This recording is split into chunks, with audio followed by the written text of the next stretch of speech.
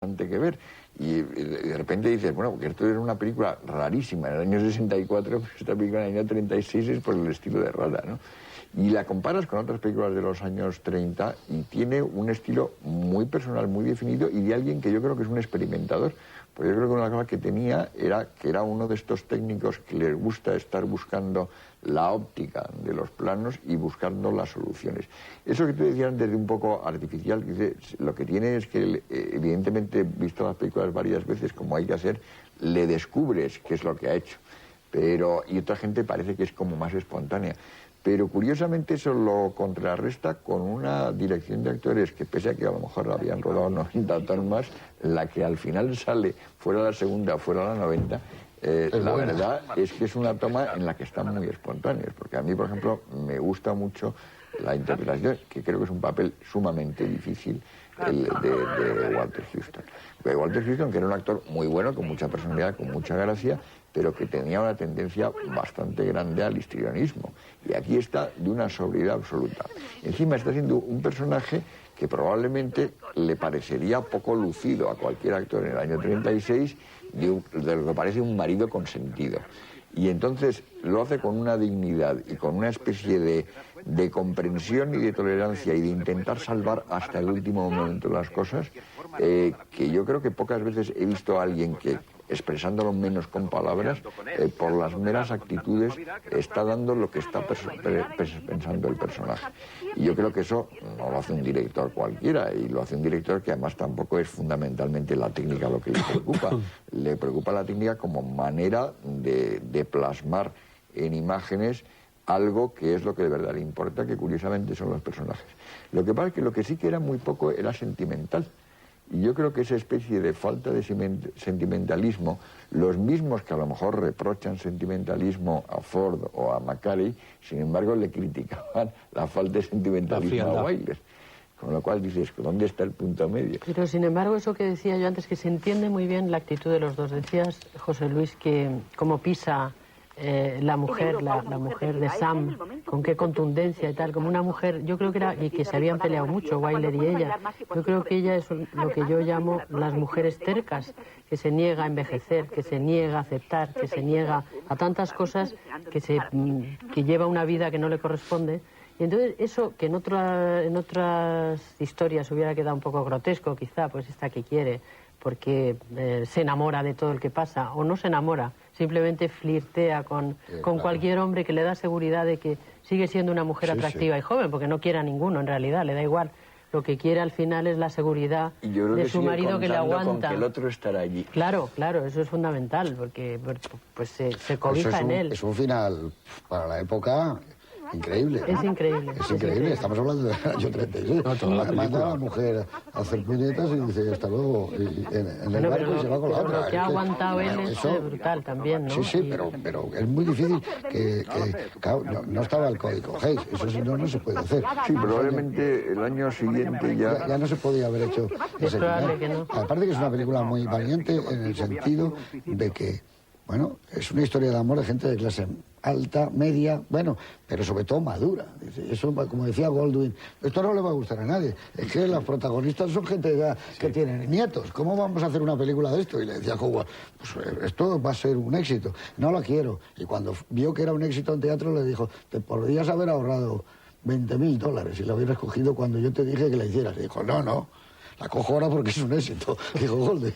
Y porque es una obra de teatro, claro, no aparte de una novela. Ya es un éxito, pero es verdad, para el canon de Hollywood era una película que no tenía nada que ver. Los protagonistas no eran jóvenes, ni siquiera la alternativa. Es una mujer divorciada también, mayor, que vive sola en Nápoles, en una casa evidentemente muy bonita y que nos recuerda a Bill Frank Schirmer, pero que no hay el atractivo, incluso las historias son... No, es muy raro que son una historia en la que todo es segunda parte de unas vidas, cosa que es lo que normalmente el cine no te cuenta nunca.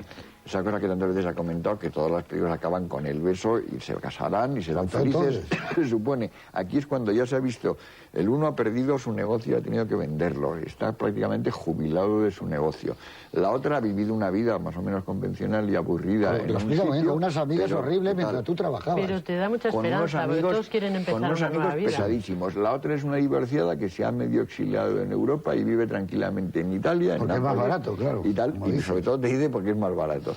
Y al final todos están dispuestos a reanudar o a volver a empezar una vida, cosa que es bien rara, en una época además que la esperanza de vida era mucho más baja que ahora, con lo cual hace que la película sea todavía mucho más de actualidad en este momento, que la gente vive mucho más y que es todavía más frecuente, yo creo que hasta que en América en aquella época, que la gente tenga que empezar una especie de segunda etapa, ¿no? Y se está gestando una guerra mundial, o sea, está entre guerras. Hay esa especie de el ansia por vivir que también sale después de la Primera Guerra, ¿no? Y que recoge... Y de la depresión, que yo creo que es otro factor que ha habido también. Es que es una película muy rara, ¿eh? Porque... No se ha hecho remake nunca de esta película. No. Vamos, y es difícil hacerlo. Y no creo que nadie se quisiera pensar que va a verla nadie. Se podría hacer una película maravillosa. Es que es una historia, en el fondo es una historia del siglo XIX, contada de una manera más avanzada que lo podían hacer. Lo que hemos hablado de... No, pero estoy hablando de Henry James o de Edith Wharton, claro. O sea, que es ese tipo de historia. Es también una película de Lubitsch.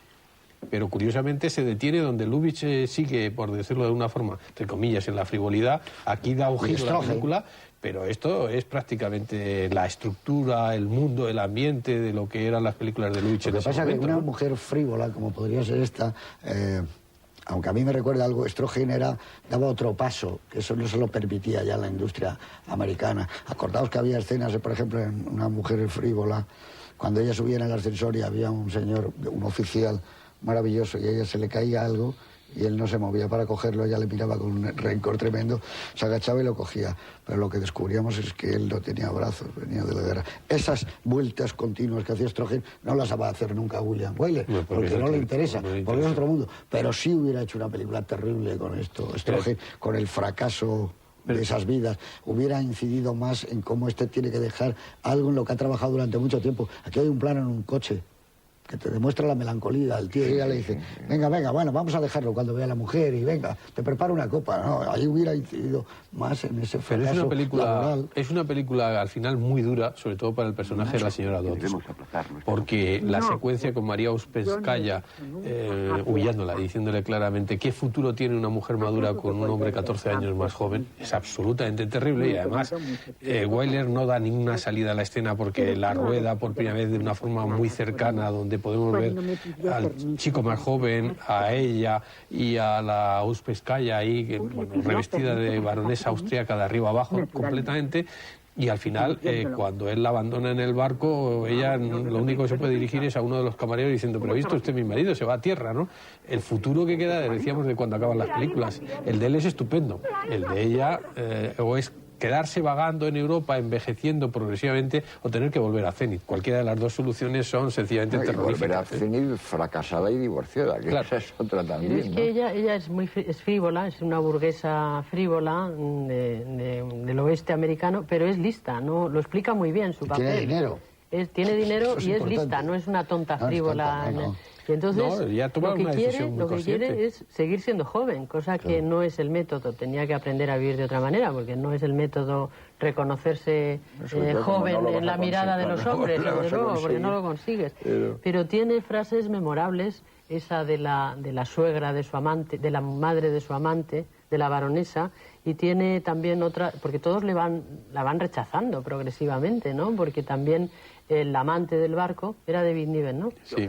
Le dice, no empieces cosas que no estés dispuesta a terminar. Es que ella todavía no está preparada para dar el paso. Claro, es que no quiere dar el paso, quiere jugar, quiere sentirse más guapa, más atractiva, más tal, pero seguir con su vida y manejar a su marido, que es lo que consigue, lo que ha conseguido durante toda su vida. El gran paso que da es cuando Paul Lucas quema la carta.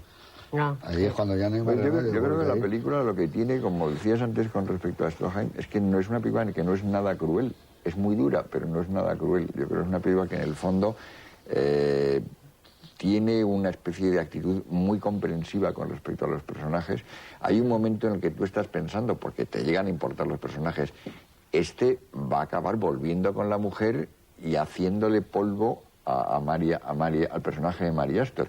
Y yo creo que si no existiera el elemento de Mary Astor, hubiera vuelto con su mujer a sacrificarse.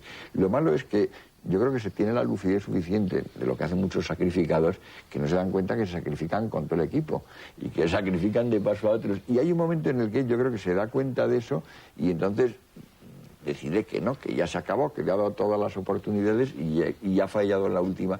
Que tiene más un elemento muy duro en el que sea la madre la que